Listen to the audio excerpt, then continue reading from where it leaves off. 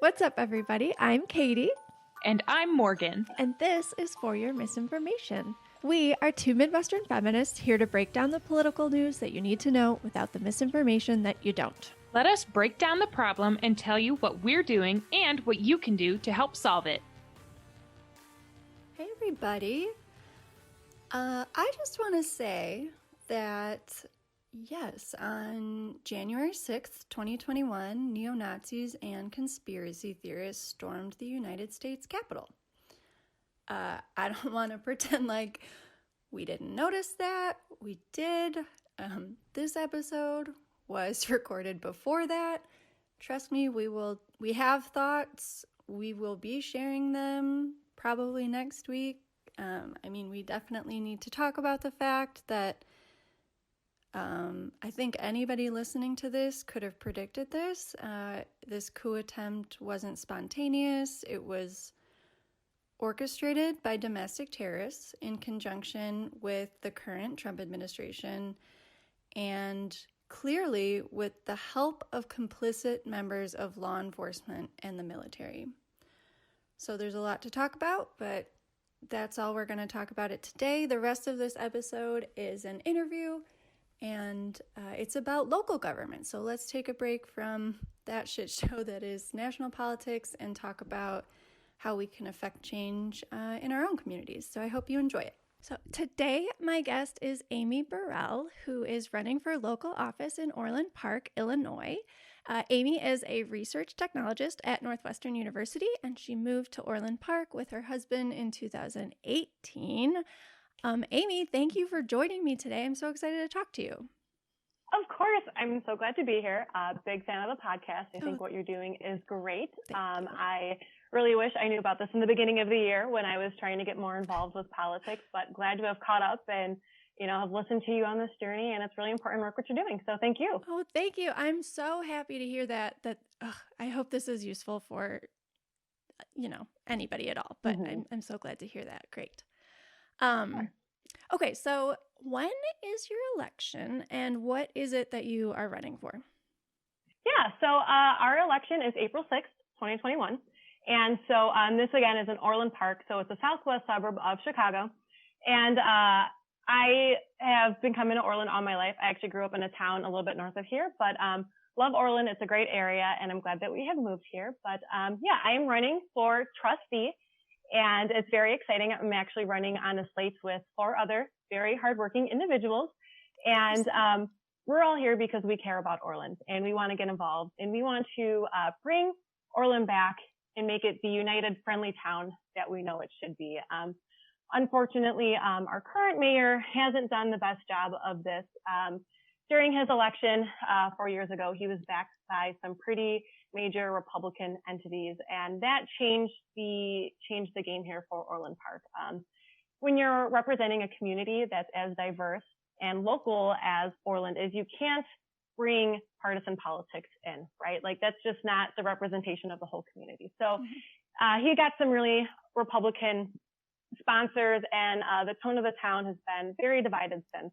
So that's what me and my slate are really excited to kind of get back to our roots, get back to how Orland was before. And one of my main things that I'm really trying to work on, Katie, as I'm sure you understand, unfortunately, local elections aren't as sexy as what's going on in the nation. So I'm really trying to inspire the young people of Orlandpark to get involved and to make an investment in their community. When I first started getting in the process, I had heard that of the thousands of eligible registered voters under 30, only a few hundred came out to vote. Oh, yikes. Which it's a blow. And it's understandable though, because even I've been, somewhat minorly involved, but I'm excited to hopefully get involved and change some minds or at least get people excited about their community. So we'll see. But yeah, that's me. That's what I'm running for, April 6th. That's awesome. When I told my mom that I was going to be interviewing you, she was like, oh, well, make sure she's running on a slate. And I was like, don't worry, Mom, she's got it. Yeah. But so, I'm curious, I grew up in Homewood and Flossmoor. I went to Homewood Flossmoor High School. So where did you grow up? I'm from Hickory Hills. Okay, awesome. So I think I went to Stag, but I think we played, I know we played Yeah. and would floss more. And I was on the volleyball team, badminton, bowling. I know for bowling we definitely played you guys. So yeah. No. I have like vivid memories of the stag pool. Yeah, it was nice. Oh yeah, you're a swimmer. I know that from the podcast. Oh, thank you. Yes, but my mom. So Orland Park is like the mall that I grew up. Is where the malls that I grew up growing up in, and just like loitering in the food court. So I have like fond memories of Orland too. And I live in a west suburb now, and yeah, Orland Park is one of the like regular things that we talk about because of how like divisive it has gotten in the past couple of years. So yeah, I'm happy to hear that you talk about trying to get away from that. Yeah, and it's frustrating, and I've only lived here again for 2 years, but I've been, like you said, been coming here all my life, and it's just not the town that I thought it was now that I've lived here. But then again, I've only lived here with one man as mayor, so right, who doesn't seem to bring out the best. Yeah, exactly. Yeah. Well, how did you first get involved in politics or interested in politics? Yeah, so kind of, I actually didn't really get interested in politics until quite recently, I'd say. I'd always been voting in the main presidential elections and doing some local ones. I was also off at college for a little bit and came back. But I didn't start paying closer attention, I'd say, until the Trump administration. So I don't know if I should thank them for getting me involved and to open my eyes, but it was definitely those issues and what's been going on nationally that got me to realize it also matters what's going on locally. So with the pandemic, I had some time to look into this, right? And I was able to do some research on what Orland Park's government is like. And I saw that, it's a board of elected officials. So we have the mayor, we have the village clerk, and then there are 6 trustees. And so I was excited to learn about that. And I did also participate in some Facebook groups and community pages.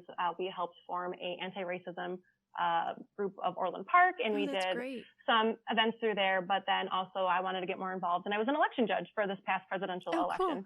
Nice. It was fantastic. Honestly, I loved the experience. It was a long day. I worked for 17 and a half hours. Oh my gosh. And my brain was mush by the end of the day, but I really got to hear a lot about the community through that experience, and definitely got to learn a lot about how community members are unhappy with the current leadership in office, and mainly a lot of people are feeling like he's using this office to advance his own, partisan agenda. So that really inspired me to get involved. I can play a part, and I can kind of change things if I put my mind to it. And so I really want to say no to hate and division, right? Like, as we said, kind of what's been happening nationally is happening in Orland Park. So our party is all about unity. We want to bring Orland back together and get partisan politics out of our community.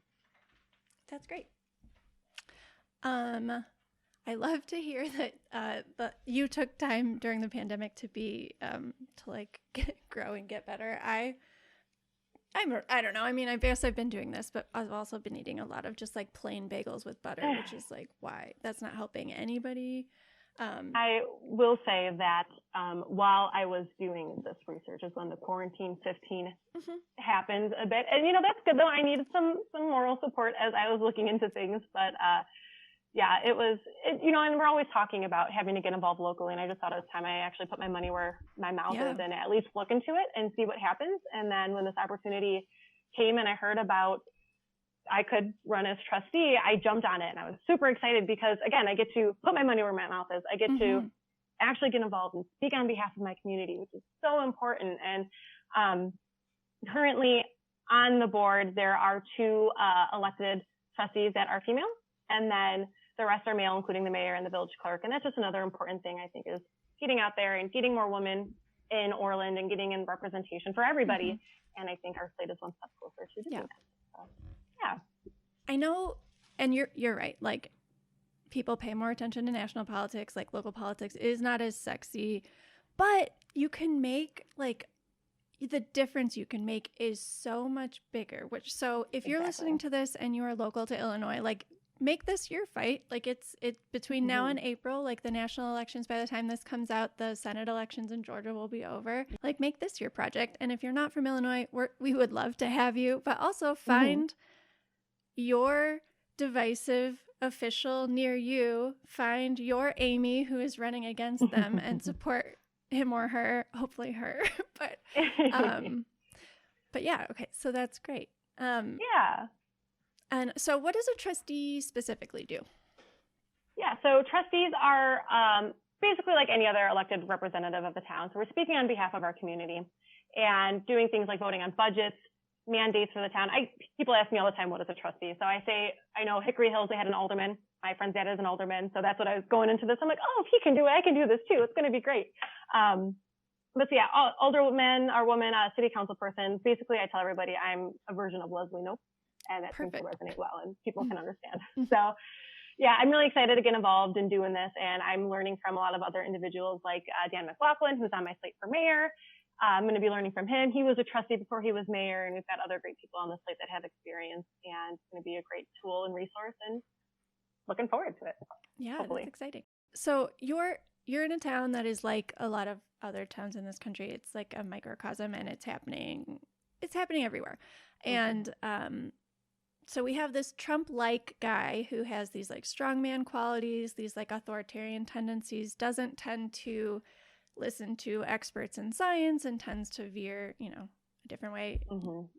And like on top of that, backed by conservative donors, of course, because like he represents their best interest. So they make him look like a hero while he actually fails to deliver on any promises at all during a pandemic, which is an emergency. And it just, it sounds familiar. Like it's depressing if you think about it too much. Like, but the only thing you can do is try to do what you're doing and move forward. So yeah, so you are running to get rid of them. So your slate, like you talked about, has Dan McLaughlin is running for mayor. Against Mayor Keith Pekow, who is currently the mayor. And then there are, I think, 3 trustees. Yes, 3 trustees that, so we're hoping to replace trustees Katsinas, Healy, and Milani. Well, actually, those trustees, they are not up for election this term. Oh, so okay, they never mind. Sorry. Are still on till the next election, which will be in 2 years. But the trustees that are not running for re-election this year are Calandrino, Fenton, and Dodge. Okay. But these trustees that are currently here, Katsinas, Healy, and Milani, are very in line with PCAW, and they all tend to vote in the same manner. And which is very frustrating, especially as we have seen during COVID. Yeah. Which we can touch more on. Well, let's play. I have a recording of one of the more recent city council meetings where they again voted down a mask mandate like 10 months into a preventable crisis. So you don't have to trust us that it's frustrating. Like, listen to this. You will be frustrated when it's over. I had a conversation today with one of our hospitals, and they're full. As I said previously, the state has already mandated the use of masks as of May 1. Reading through the ordinances played out some scenarios that might take place in the real world if we were to pass this. A business could call the police for someone refusing to wear a mask, which would be considered trespassing. How about a 2-year-old? How long will a parent have to be considered allowing the time for a child to remain struggling with them, that doesn't want to wear a mask that's 3 years old? Will the business get fined? Got it. So I guess if there's a problem, I could see attempting to fix it. But I don't see a problem here in my personal experience. That tells me it's more about control than safety. Question: if someone takes communion at a church, I think the church and the person getting communion could get fined. I mean, it's a good way to make fast money, but on the backs of the religious people who are already tortured these days too much. If grandma forgets her mask after her breakfast with her friends and she walks to the parking lot, could she be confronted without a mask? Could she be confronted by a private citizen? Should there be a citizen arrest at that point? Or how, do the citizens choose to enforce the law if the policeman isn't around? Should brute force be used if they refuse to comply? So it sounds like it's gaslighting. It sounds like gaslighting. It sounds like you have like some real gaslighters on your hands. So what kind of leadership are you guys all proposing that can like speak to people's real legitimate concerns, but also like take this pandemic seriously? Yes. So Agreed. What's going on right now in our community is very frustrating, and especially during this pandemic and with these mask mandates and everything we're trying to push through, it's hard because I feel like our elected officials aren't listening to their community. And I work in the science field. I work with doctors, and I share the sentiment of my community with these frustrations. And this is a hard time for everybody, right? We've never gone through something like this before. And I think our current elected officials are really doing a great job of channeling the community's fears and frustrations, and they're mixing it with different messages and exactly gaslighting. We're not getting clear answers. So it's really hard to sit by and watch this happen, especially when I'm not sure if the listeners know, but Orlandpark, we were one of the cities that sued our governor, Pritzker, for the lockdown. Our governor or our mayor felt that it was not right for our city to go down, and we didn't have COVID cases, or felt that we shouldn't be trying to shut down Orlandpark, which again was very frustrating. And it is, I will say, if your intentions are true, it is admirable for you to fight on behalf of your community.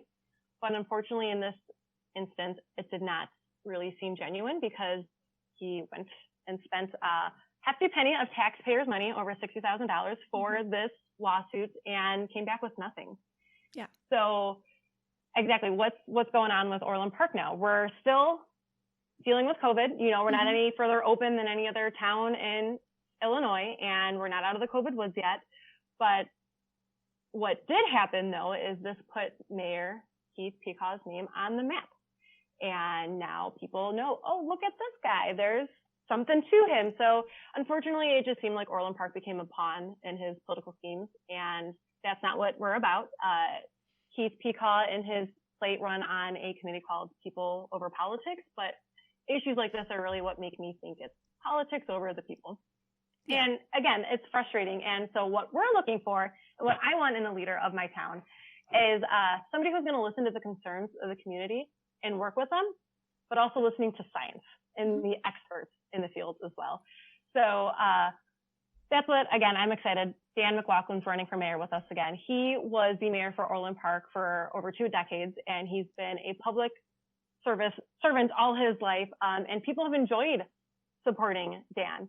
And I think it's really important to also let everybody know that it's okay. There was, over the last election, that that Mayor Pecaw won against was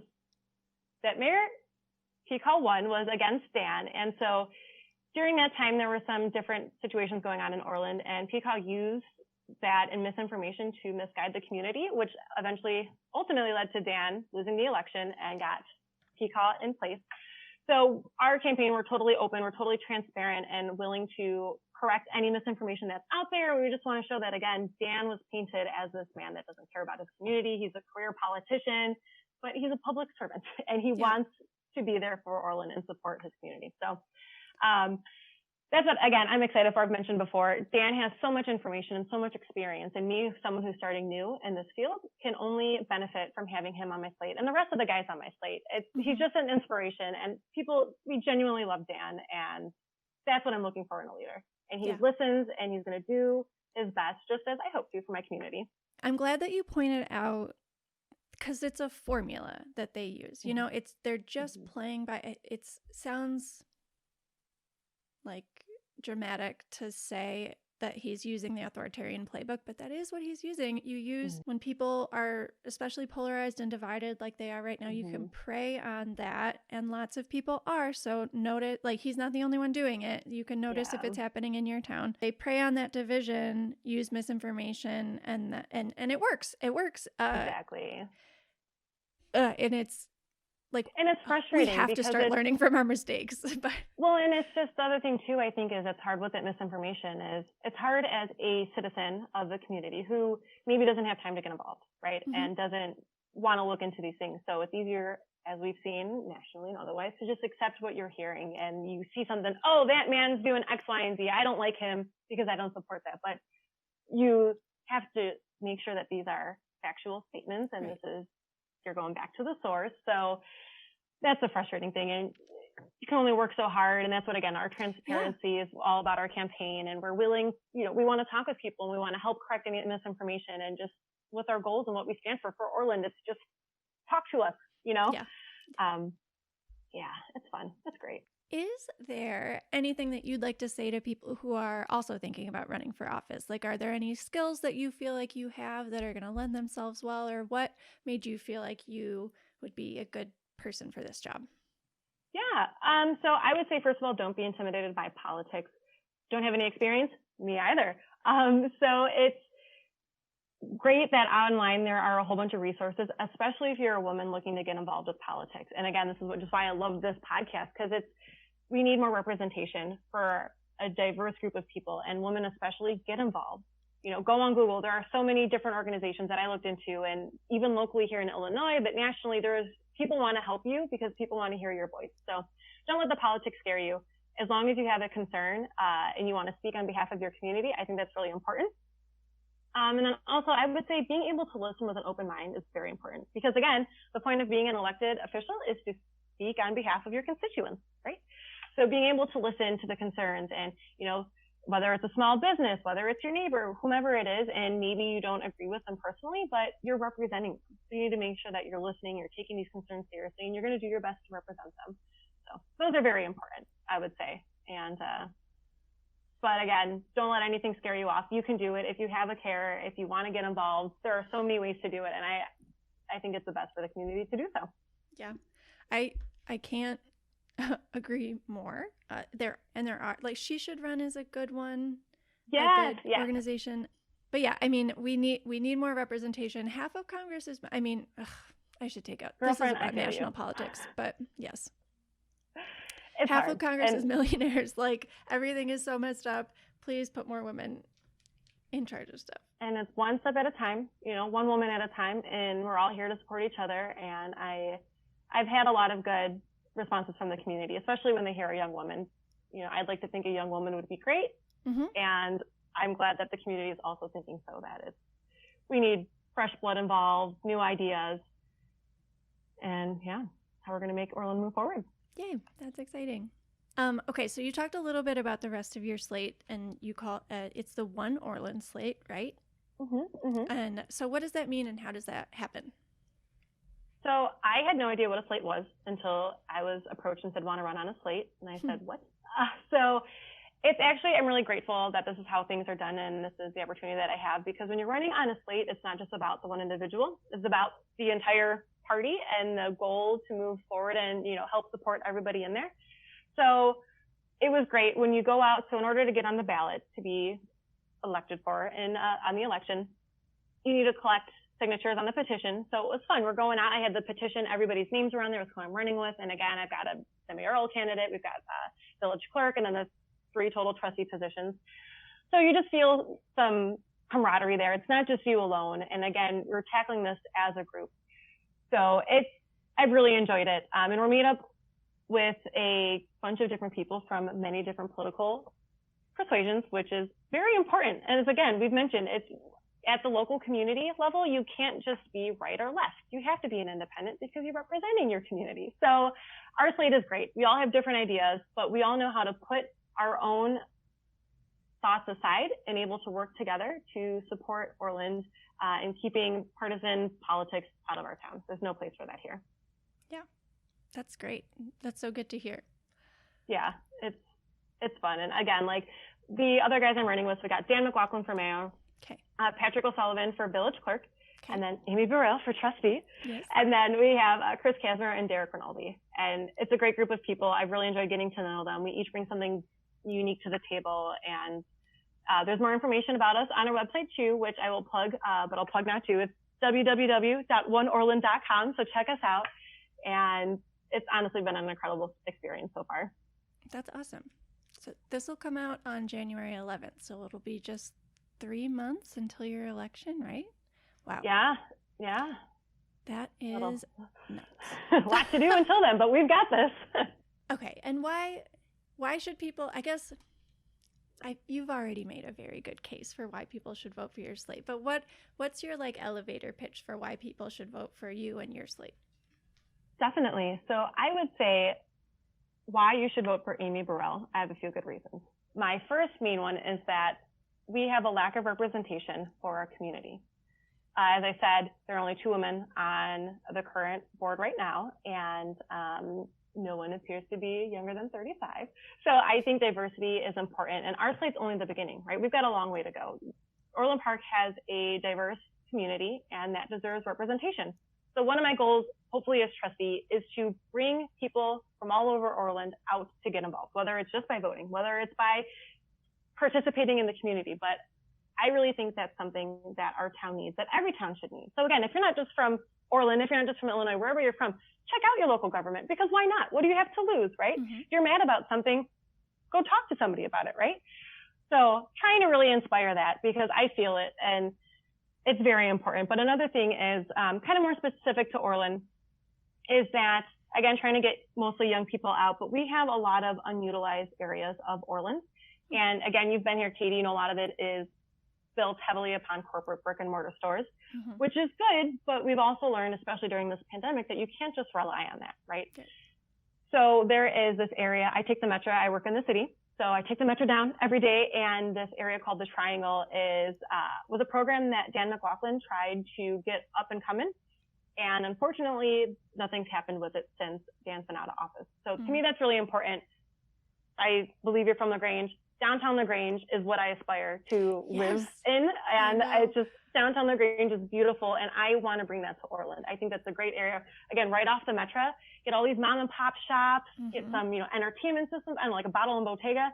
But I really think it's important to diversify Orland's economy, and especially to bring people here. Because right now, when I want to go hang out with people, I'm not going in Orland. I'm going to LaGrange. I'm going to Downers Grove. I'm going even to Palos Heights. They've got some fun stuff going on here, but I'm not staying in Orland. And as an Orland resident, I want to keep it here. I want to bring people here because we have such a great town, and I want to show people that. So that's really important. And then I would say another thing too, that I'm hoping that I can do some great things with as trustee is climate concerns. You know, it's hard to do something at the local level, but I've got some great ideas, you know, maybe like a municipal composting program, a community garden. And luckily, Orland has a lot of great programs and parks that were set in place when Dan was here before as mayor. He really invested in like our open lands program, getting bike paths out there and walking zones. And I really appreciate that. And I think it's been a great job, but I think we can enhance that more. And especially when trying to reduce our carbon footprint, I think there's some work to be done there. So I'm really excited about that. Yeah. But overall, I'd just like to say that I think someone should consider voting for me, because I'm here to champion these ideas of our community that many are feeling. And it's really important that our elected officials are doing that. And again, we need to hold our elected officials accountable to this. And with me, you can definitely do that, because right now, our officials aren't hearing us. They're not taking us seriously, and we need this to change. So I've got no special interests besides those of my community. So That's great. As it should be. Yes. That is our main endorsement. You know, we favor Democrats, but we definitely like to know if there's any influence there. And who would you be being influenced by right now? Exactly. No. I'm a 27-year-old woman that lives in southwest suburbs of Chicago. No one cares about me, but not until now, because I'm getting involved with my local government. Mm-hmm. Yes, and you represent you and the rest of your community, and not anybody. I don't know who would Monsanto. I don't know. But exactly. I love hearing that about the community gardens and stuff. When I used to work in public health, we talked about that a lot. We were big advocates of that. Yeah, lately I've been thinking the federal government isn't doing anything about climate. So the only option is for local municipalities to start to care about it. Yeah. And that's my husband and I, so my requirements for a house in Orland, I really wanted somewhere that was going to be close to the metro, because I take the train. So actually then I bike from my house to the train station, because I'm only about 2 miles away, which again, environmentally friendly. I love it. Mm-hmm. And I wanted, a nice neighborhood with sidewalks, because we have 2 large breed dogs. So I need to make sure I'm walking them and getting them energized. But then for my dogs, I wanted a big backyard. So we do have a huge backyard here. We're in an older part of Orland, and I love it so much. But with that space, we decided to do a garden. And we compost too. So these were kind of some of my ideas are stemming from what we have going on in my old house or my own house. But I love it. And I think too, it would be great for our community to do something like this because, you know, there are going to be food insecure people wherever you're at. And I think that's even just another bonus, right? We're going to help grow our own vegetables and fruits and stuff, but also being able to give these to people in need is just a great way for Orland. And I think a lot of the residents of Orland would appreciate doing something like that. So yeah, I could talk about this for hours. Yeah, me too. And it shows kids, okay, last thing I'm going to say about it, but it gives kids an idea of like something that they may not have had experience with that like exactly it may change their entire trajectory of their lives because and that they wouldn't have had access to without that kind of programming. So yeah, it's actually community gardens don't seem like that big of a deal, but I'm a big advocate of community gardens. Yeah. I mean, I definitely want to retire now and just become a full-on gardener, but I can't do that yet. But oh my gosh, like just it's been such a great experience, and I think it's a good way. And especially too, another important thing with like Orland and just everyone's community is just introducing back native species to the area, like especially plants. So and that's what's been great is Dan McLaughlin, again, our old mayor who's running with me, he did a great job of protecting the grasslands out in Orland. He's done a great job with preserving those fields and making sure that our wildlife here represents what it should be. So that's been fun. Yeah, that is. Go, fun. Dan.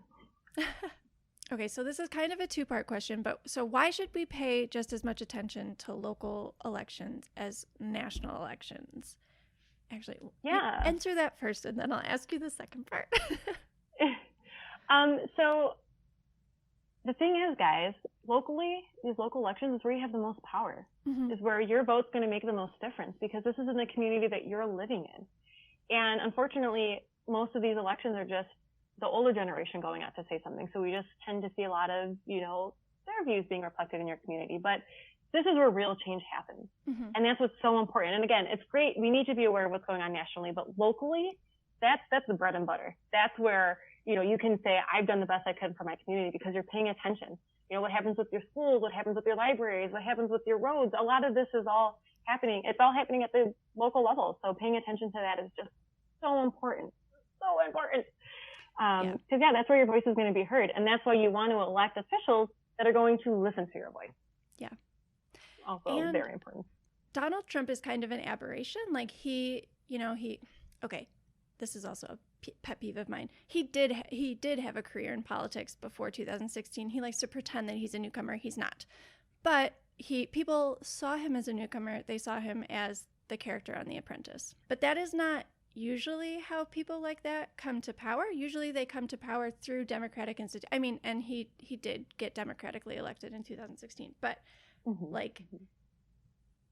when you see people in your local government who have the same tendencies as Donald Trump, like that tendency to divide, that tendency to instill fear, it's much easier to squash on the local level. It's much easier to squash like when he's running for mayor than once he starts to accumulate power and gets this like kind of legitimacy.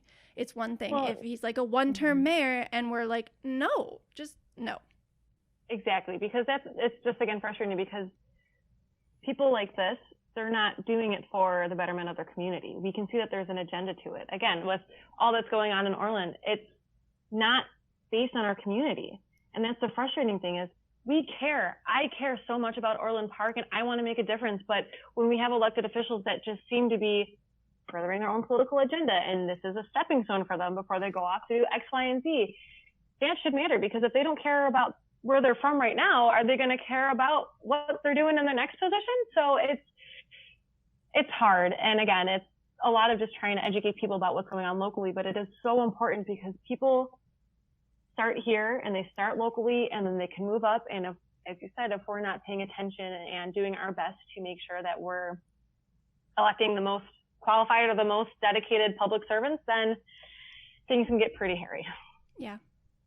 I remembered what I thought was kind of an important point is that when I first started talking about politics a lot, because you learn or you're socialized when you're younger that it's impolite. It's not impolite. All that does is it keeps the people who have power in power, and that's not beneficial to anybody. But when most people aren't annoyed to hear about politics. They they are little sponges who are confused, and they want to absorb the information that you have to share, especially if you're local to them. They want to know what's going on in their local community. It's likely it won't just be your vote, because you'll talk to the people in your circles, and they will learn that this slate is better than the current one. They'll be excited about it. Like, it spreads out. You would be surprised how many people ask me to look over their ballots before they voted. Like, once you indicate to people that this is an interest of yours and that you're like passionate and honest about it, people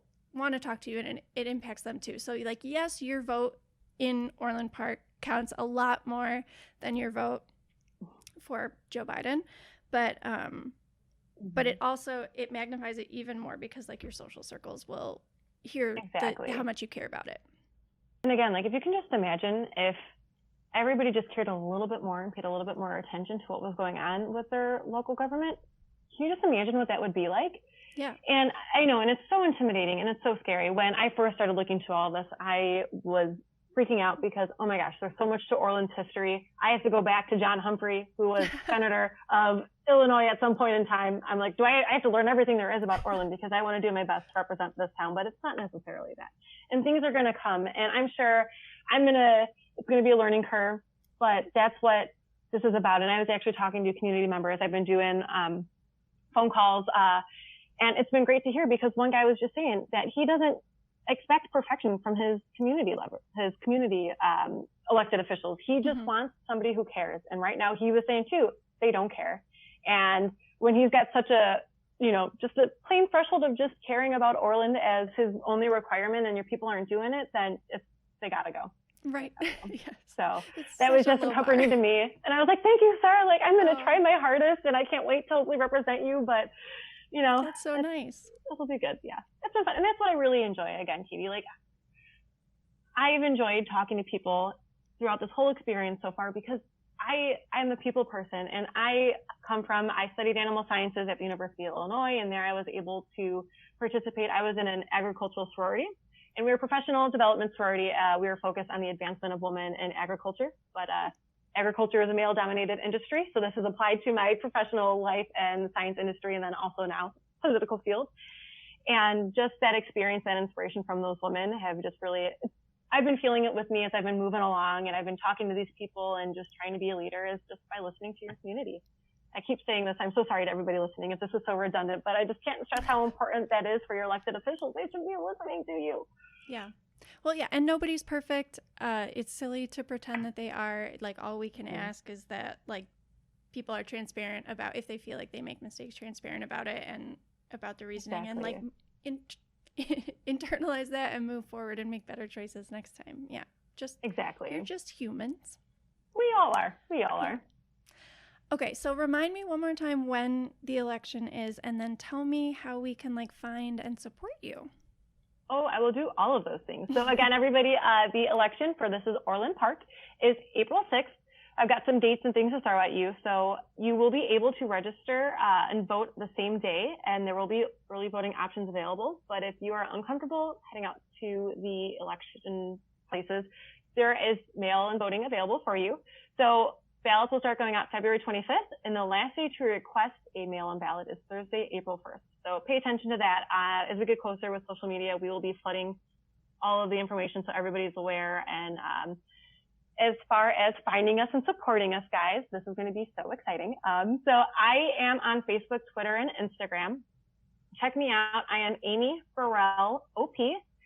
And even if you're not from Orland, I can't stress enough how much I would appreciate you liking my page, you following me, because, again, I'm just trying to inspire people to get involved with their local government. So I've been doing some great videos on Instagram of the local bakeries in town, of these cute mom and pop shops. And I'm going around we had the Parks and Rec department here did a photo holiday Christmas light contest. So I was going around to the one that was by me, like, hey, check these guys out, but also check out the Parks and Rec, because I love this community. I'm just trying to highlight the awesome parts of it. So that's me. But again, guys, I'm on the One Orland Party, and I'm running on a slate with awesome other individuals. You can find out more information about us at www.oneorland.com. And also we have a Facebook page and a Twitter account, also One Orland Party. And as far as getting involved, I love this. And you've inspired me because I got involved with election judging before, but I also did a phone banking event before. And a lot of this is just coming from you because you've inspired me. Like, again, we've got to be doing this. Oh, so even if you're not from Illinois, and you're not from Orlandpark, we really appreciate any type of volunteering you can do, whether it's donating money. Again, Katie, you're awesome about this. You're always donating money to causes, and it's really appreciated because in order to get the information out and to get people aware of what's going on politically, it's hard when you're going up against a right-wing disinfo machine. And we need to push truth out there. We need to push transparency, and your money goes a long way. So on our website, we've got ways to donate. Katie, I'll give you links as well so people can hit them up on social media. We really appreciate any financial contribution you can make. But other ways you can get involved, guys, sign up on our website. We've got volunteers. We need people that can do door knocking, phone banking. If you're interested in social media, sharing our word, getting us out there. I have an identical twin sister, actually, and she lives in LA. So she's not here, but you bet she's involved. She's going to be doing phone banking. She's also loves to write, so she's going to be coming up with some fun, catchy slogans and stuff. Oh, that's so nice. Yeah, there are ways that you can get involved. And any way is really appreciated. So again, guys, we're on social media. I'm Amy Burrell, OP, on Facebook, Twitter, and Instagram. Our slate is also One Orland on Facebook and Twitter. And our website, again, is www.oneorland.com. Awesome. So I'm going to put the link to volunteer for One Orland in the bio of this so that it's really, really easy for anybody to sign up to volunteer. I have signed up to volunteer. This will have aired by the time the One Orland phone bank happens, but there is a One Orland phone bank on January 2nd that I'm planning on attending. And then I gave $20.21 to Dan McLaughlin and the One Orland party. So if anybody feels like matching me, go for it. That's really easy to find from that donation page too. From the volunteer page. It's easy to find the donation page. Yeah, and if you guys go ahead and volunteer, I've been making the volunteer phone calls. So sign up, volunteer. You may be getting a phone call from me asking you what you'd like to do, and I would love to talk with you. Again, even if you're not from Illinois, let me know what's going on in your town. Just, I could talk to anybody. I want to hear what inspires you to get involved. And yeah, I love it. Can't wait. So I really appreciate all of this and just talking to you and getting this message out there because, again, we all love Orland. Me and, again, my slate mates were running with Dan McLaughlin for mayor, Patrick O'Sullivan for clerk, and then Derek Rinaldi and Chris Kasmer as trustees alongside with me. And we just appreciate this highlight and spreading the word about Orland and trying to unite us back together again. Yeah, for sure. Okay, I end every episode asking if you have any reading or watching or listening to recommendations. Is there anything that's really caught your attention lately? Yeah, so I just finished The Queen's Gambit. It took about a day and a half. I really enjoyed it. Thought maybe I'd take up chess, but then thought, where's the time?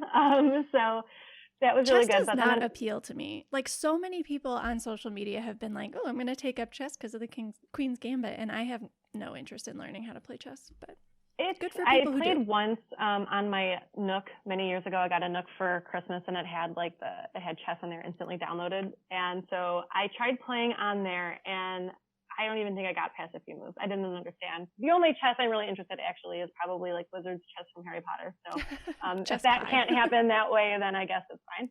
Yeah. But also Bridgerton, I have to start that tonight actually, is my treat yourself thing. After all, it's been a lot of campaigning the past few days, which I enjoy, but it's taken a lot out of me. So I'm excited to start that. My twin said it was amazing. Actually, Nick said it was amazing too, and I got to start it right now. So, but yeah, that I've been on, again, I work at a university, so I've been lucky that I have a winter recess. So I'm off until January 4th. So I've been lucky to have this time and this break, and I'm excited to just kind of veg out for the rest of it and take care of my mental health because it needs a little bit. I'm glad, and I'm glad you're aware of that and paying attention to it. All right. Well, thank you for. Well, I guess I should ask. Is there anything else that you wanted to mention? Did we miss anything? I don't think so. I think this was it. Guys, thanks so much for listening and sticking through it. I know it's probably very redundant and a lot of it was not important to you because it's not Orland, but fill Orland in with your town. And yes, this is relevant to everybody. Like this is going on somewhere near you, and it impacts all of us. If we've learned anything from this pandemic, it's that like our health depends on each other's health. So it's all interconnected. We have to stop. Yeah. Self-interested people before they can get exactly. And I would like to kind of challenge everybody to just even maybe look into your local government. See what you've got. Do you have a trustee? Do you have an alderman? Do you have a Leslie Knope? I don't know. Let me know. But just take a look and see what's going on, and make a little bit of an investment in your town. Yeah, because that might be where your skills are best utilized. Exactly. Maybe you should run. Yeah. All right. Well, thank you so much for giving me your time today, and I'm sure we will check back in with you as when the election gets a little bit closer. Definitely. Thanks, Kate. This has been so much fun. Thank you guys so much for listening to For Your Misinformation. If you haven't already, please subscribe to the podcast, and if you like it, give us a rating and a review. It helps us find more listeners, and the more of us there are, the better. And make sure you follow us on Instagram and Twitter at FYMI Pod. Shout out to Ben Schlofelt for the audio production, Hope Dye for the podcast art, Kyle Dibdahl for the intro and outro music, and Adam Roston, who edits these videos every week so you can watch them on YouTube. We come out with new episodes every Monday.